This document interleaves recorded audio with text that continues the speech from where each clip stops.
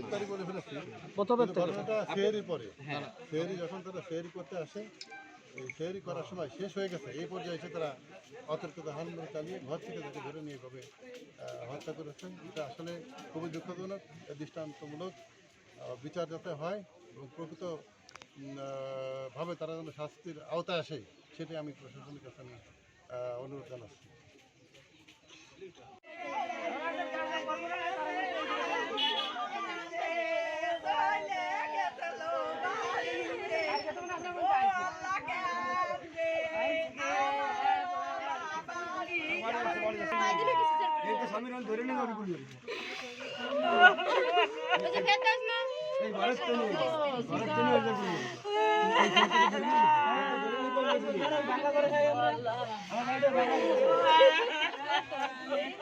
ভাই একটু দেখি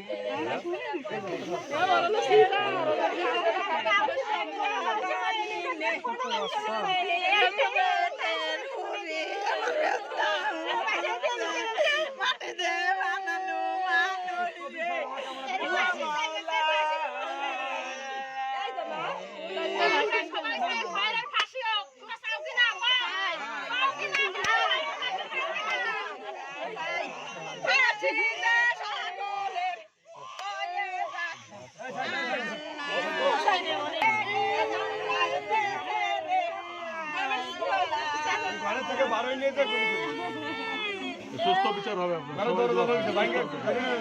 গ্রুপের মধ্যে একটা সংঘাত অনেক দীর্ঘদিন আগে থেকে ছিল, তো সেইটারই ফল হিসাবে এই গতকাল একটা গ্রুপ, খয়ের মোল্লা নাম তার, উনি সদল বলে এসে রাত্রিবেলা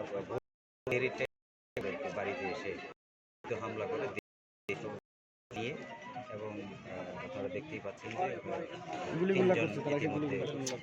তিনজন মারা গেছে এখানে। আমরা এই যারা আক্রমণ করতে আসছে তাদেরও একজন মারা গেছে, আমরা শুনেছি যে হসপিটালে মারা গেছে।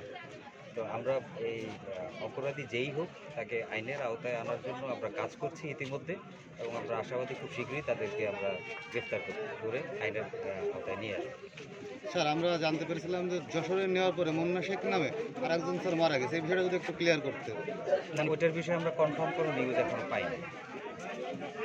বলছিলাম এই খায়ের নামে অনেক কয়েকটা মামলা আছে, ওয়ারেন্ট আছে, এই কেন গ্রেপ্তার হয় না তার অভিযোগ করতে, এই বিষয়ে একটু বলেন। 3টা কেসের ওয়ারেন্ট আছে এখন স্যার, এই সে কেন গ্রেপ্তার হচ্ছে না তার ওই সজল বলছে, বলেন তো।